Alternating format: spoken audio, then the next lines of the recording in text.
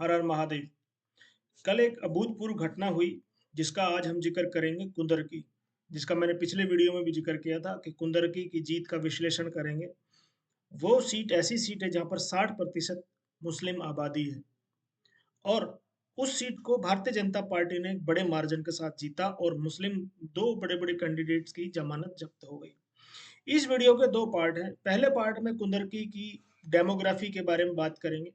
दूसरे पार्ट में हम बात करेंगे उस विजनरी लीडर की जिसने इस अपूर्व अप्रतिम भूतो न भविष्यति घटना को साधा और जीत प्राप्त की और साथ ही साथ समाज को ये संदेश दिया कि कुछ भी असंभव नहीं है अगर रणनीति सही हो तो। उसने अपने शीर्ष नेतृत्व को भी शायद ये बताया होगा कि अगर आप मुझ पर विश्वास जताएंगे तो मैं आपको भूतपूर्व विजय प्राप्त करके दूंगा। जी हाँ, योगी आदित्यनाथ। कुंदरकी की सीट की हम बात करते हैं। पहले ये कैसे हुआ।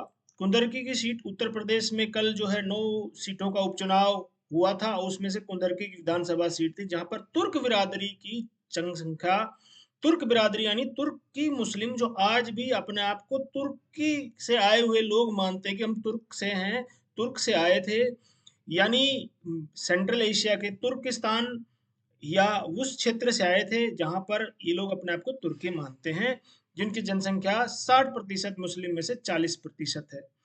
3 दशकों से देखा गया कि जिस पार्टी के खेमे में ये बिरादरी यानी तुर्क मुस्लिम खड़े हो जाते हैं वही विजय प्राप्त करती है। इस बार समीकरण कुछ अलग बयां कर रहे थे। इस बार समीकरण भाजपा को छोड़ दे तो सपा, बसपा, ऑल इंडिया इस मुस्लिमीन इत्तेहाद मुसलमीन करके जो पार्टी है वो ओवैसी वाली, सब ने तुर्की मुसलमानों को टिकट दिया था। वजह है कि सबको ही लगा कि तुर्की मुसलमानों को साध लिया तो सीट जीती जा सकती है। कुंदरकी की ग्राउंड रिपोर्ट को देखा जाए कि तुर्क बिरादरी की पहली पसंद जो है सपा रही है। पिछले चुनाव में नतीजों को देखा जाए तो कुंदरकी की सीट से विधानसभा विधायक रहे जिया उर रहमान बर्क भी तुर्क बिरादरी से थे और उन्होंने तुर्क बिरादरी को एक तरफ वोट दिया था। लेकिन इस बार तुर्क बिरादरी के पास कई सारे विकल्प थे जिसमें सपा, बसपा, ऑल इंडिया AIMIM की थी। साथ ही साथ एक नई पार्टी जो अभी फुदक रही है, आजाद समाज पार्टी, उसके भी टिकट बटे थे, उसने भी टिकट दिया था। सीधा इसमें सीधा नुकसान जो है ध्रुवीकरण से हुआ है और तुर्क समाज का जो वोट बटा था। साथ ही साथ ये जीत कैसे हुई इसमें आपको पहले सबसे पहले नाम बता देता हूँ। सपा से हाजी रिजवान थे, भाजपा से ठाकुर रामवीर सिंह, बसपा से रफत उल्ला खान थे, AIMIM से हाफिज वारिस थे और आजाद समाज पार्टी से हाजी चांद बाबू। ये हाजी मतलब जो हज करके आए, नई तरह की डिग्री मिलती है जो हज चला जाता है। और इसमें किसको भी विजय मिली, इसमें आपको सीट की, इसमें कुंदरकी में टोटल वोट थे 3,95,375। हिंदू वोट थे 1,56,000, मुस्लिम वोट थे 2,39,375। सामान्य मुस्लिम जिसको अपर क्लास मुस्लिम कहा जाता है यानी कि 1,15,000 और पिछड़ा वर्ग यानी जो पसमानदा मुस्लिम थे उनकी 1,24,300। ये वो मुस्लिम वोट हैं जो कि पसमानदा और अशराफ के बीच में वर्गीकरण करता है। मेरा जो वीडियो का पहला विश्लेषण है कुंदरकी की सीट में ये बताने के लिए कि मुस्लिम समाज भी जातियों में विभक्त है और वो भी जातियों के हिसाब से वोट करता है। परंतु मीडिया और भारतीय जनता पार्टी या कांग्रेस पार्टी सब ये दिखाने का प्रयास करते हैं हिंदू जाति इतनी है, यादव इतना, ब्राह्मण इतना, क्षत्रिय इतना, ये इतना, जाट इतना, गुजर इतना। लेकिन कभी आपको कोई भी पार्टी या कोई भी टीवी विश्लेषक ये आपको ये बताता नहीं मिलेगा कि पसमानदा इतना, पसमानदा में धोबी इतना, नाई इतना, तेली इतना, ये सब इतने हैं, फिर शेख इतने, सैयद इतने, पठान इतने। ये सब इस तरह से कभी भी आपको बताया नहीं जाता क्योंकि वो चाहते हैं कि ये वोट एक तरफ एक मुश्त मिले, लेकिन ऐसा नहीं है।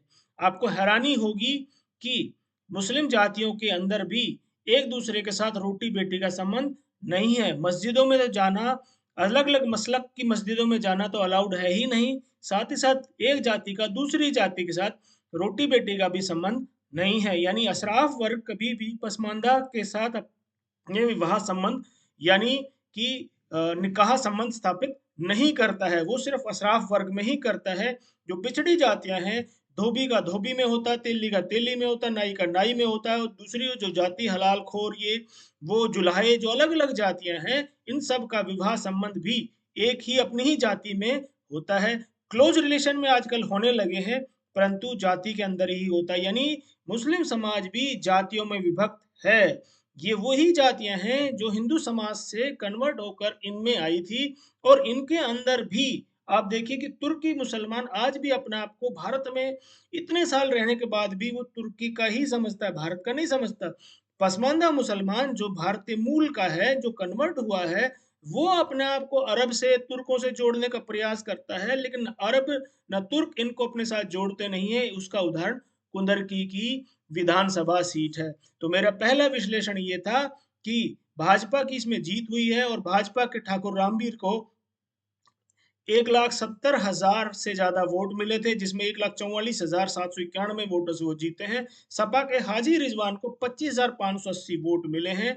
आजाद समाज के हाजी चांद बाबू को 14,201 मिनट में है। इन दोनों की जमानत जब्त हुई है। वीडियो को विश्लेषण में ये बताना चाहता हूं कि तुर्की समाज का जो वोट इनकी तरफ गया है, उसके बाद पसमानदा मुस्लिम समाज का जो वोट था, वो भाजपा की तरफ गया है, जिसकी वजह से भाजपा की इतनी बड़ी जीत हुई है। कुछ प्रतिशत वोट मिले हैं, और मुस्लिम समाज का वोट विभक्त हुआ, अलग अलग क्षेत्र, जो 10-15 जो कैंडिडेट खड़े थे उनमें विभक्त हुआ है। और जो नारा दिया गया था, अब हम बात आते हैं दूसरी पार्ट पर। एक व्यक्ति है जो भगवा धारण करता है, महंत है, और मुख्यमंत्री है, एक विजनरी लीडर है, एक पढ़ा लिखा व्यक्ति है, जो आज की तथाकथित मॉडर्न एजुकेशन में बीएससी मैथ के साथ किया हुआ है। यानी महंत योगी आदित्यनाथ जी महाराज ने इस बात को पहचाना और इस बात को समझा कि मुस्लिम समाज भी विभक्त हो सकता है, बटोगे तो कटोगे के नारे के साथ उसने हिंदू समाज के वोटों को एक साथ किया, और सपा को धूल दूषित करते हुए जो उनकी नुकसान हुआ था लोकसभा सीटों का, उनको आज फिर से ये बता दिया कि महंत योगी आदित्यनाथ की रणनीति के सामने कोई व्यक्ति ठहर नहीं सकता। वो उसका कारण है कि उनको हर व्यक्ति, हर समाज, हर क्षेत्र के बारे में गहन और समग्र जानकारी रखते हैं, लोगों से जुड़ते हैं, लोगों से मिलते हैं, उनके बारे में डेटा इकट्ठा करते हैं, हर चीज के साथ ही डेटा को एनालिसिस करने के बाद ही अपनी सीटों का वितरण करते हैं। उसका परिणाम ये हुआ कि उस सीट पर जहां 60% मुस्लिम है, वहां पर एक हिंदू का जीत कर आना, वो भी बड़े मार्जिन के साथ, ये उनकी रणनीति की विजय है। तो योगी आदित्यनाथ जो आने वाले भविष्य में, मैं ये कह सकता हूं कि बड़े नेता बनेंगे, हो सकता है वो भारत के प्रधानमंत्री भी बने।